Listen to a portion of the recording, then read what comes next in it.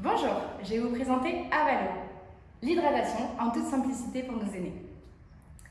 La grand-mère d'un de mes amis a souffert de déshydratation. Pourtant, elle est en EHPAD. J'ai pas trop compris comment c'était possible. Comment est-ce qu'on peut souffrir de déshydratation alors qu'il y a du personnel soignant autour? C'est pourquoi nous voulons donner les moyens nécessaires aux résidences seniors pour lutter contre le phénomène de déshydratation. Le problème en EHPAD autour de la déshydratation, c'est que c'est chronophage. Chaque résident doit boire 1,5 litre d'eau par jour. Il y a donc un manque du suivi de l'hydratation. Le personnel ne peut pas être là tout le temps et ne peut pas être derrière chaque personne pour vérifier s'ils ont bien bu ou non. C'est surtout que c'est très coûteux, c'est très cher. Les coûts liés à la déshydratation font partie du top 5 des plus grosses dépenses en EHPAD. À titre d'exemple, une perfusion d'hydratation équivaut à 80 € par jour par personne. Une hospitalisation, quant à elle, coûte 6 000 € par personne. En France, nous avons 10 500 EHPAD, ce qui équivaut à environ 1 million de résidents.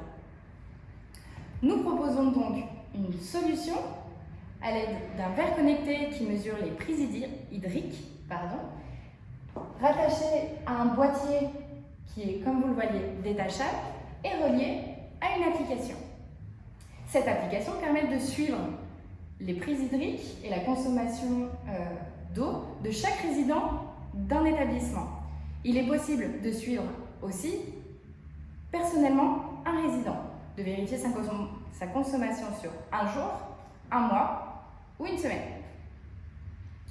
Nous avons aussi intégré un système d'alerte qui permet de voir en un coup d'œil s'il y a un souci sur un des résidents. Par cette solution, nous proposons des économies d'argent pour les EHPAD, de temps pour le personnel, mais aussi une amélioration du bien-être pour les personnes âgées. Nous proposons cette solution à 10 € par mois par personne. La première année, nous voulons bêta-tester notre solution auprès de 2 résidences, ce qui équivaut à environ 170 résidents.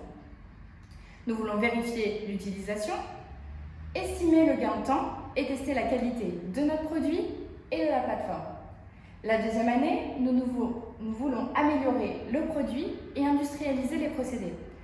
C'est un point qui est important pour nous et on le sait long, c'est pourquoi nous nous donnons 1 an. Parallèlement à tout ça, nous voulons développer notre stratégie commerciale afin de créer un déploiement lors de la 3e année au sein, dans un premier temps, du groupe des bêta-testeurs, puis d'autres, pour nous permettre de viser 10% du marché en 3e année.